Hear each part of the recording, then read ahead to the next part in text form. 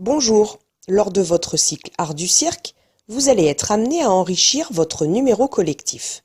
Cette vidéo vous présentera des effets chorégraphiques qui pourront surprendre ou émouvoir votre public en rendant votre numéro plus spectaculaire, harmonieux et visuel. Pour enrichir vos liaisons, on peut jouer sur un ou plusieurs paramètres du mouvement en fonction du thème que vous avez choisi. Le temps est le premier paramètre que l'on peut modifier. La vitesse du mouvement peut être transformée en le rendant par exemple rapide puis lent, ou en maintenant un arrêt. Ces effets peuvent permettre de créer un suspense et de surprendre le public. Jouer sur le temps, c'est aussi réaliser ensemble une même séquence gestuelle ou la différer pour certains artistes. Par exemple, pour créer une impression d'harmonie, d'ordre ou de force, les artistes peuvent le réaliser ensemble, à l'unisson.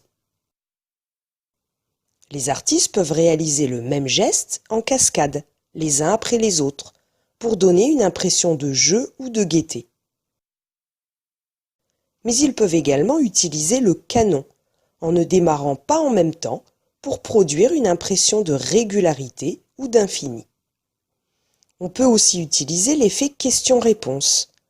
Un ou plusieurs artistes réalisent alors un geste ou une séquence gestuelle à destination d'un autre groupe, comme s'ils posaient une question. Les destinataires répondent sur le même mode.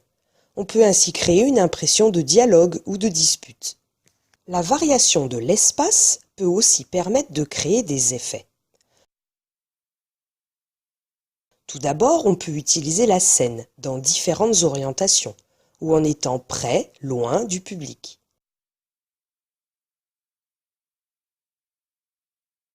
On peut aussi s'y déplacer en allant d'un point à un autre, en jouant sur les tracés, prenant des lignes droites, des courbes, en jouant sur les changements de direction, avant, arrière, côté, ou les formes de regroupement, en ligne, en cercle ou en colonne. Attention, il faudra veiller à toujours bien orienter les éléments qui composent le numéro pour le public.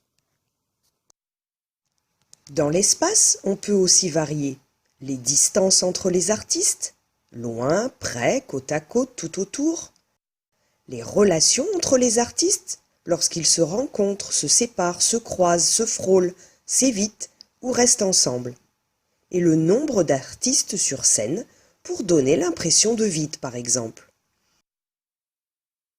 On peut aussi varier l'espace autour de son propre corps, en utilisant par exemple ses jambes ou ses bras pour paraître grand ou petit. On peut également varier les niveaux en utilisant le sol, mais aussi différentes hauteurs en glissant, rampant, chutant ou en se relevant. L'utilisation de sa propre énergie est le troisième paramètre du mouvement. Ces variations peuvent donner du sens au mouvement, en le rendant doux ou brusque, lourd ou léger, saccadé ou continu, suivant l'effet recherché. Il s'agit donc de moduler le dynamisme du mouvement pour créer des impressions différentes.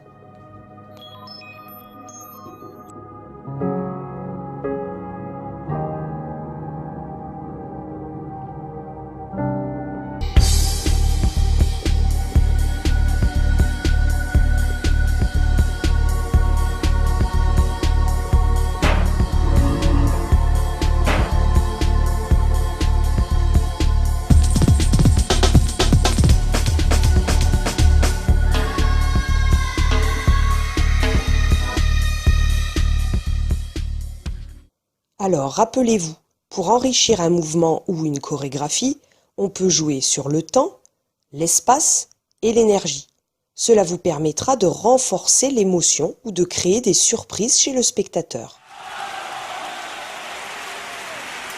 Voilà, cette vidéo est terminée et il ne me reste plus qu'à vous donner rendez-vous à votre prochain cours.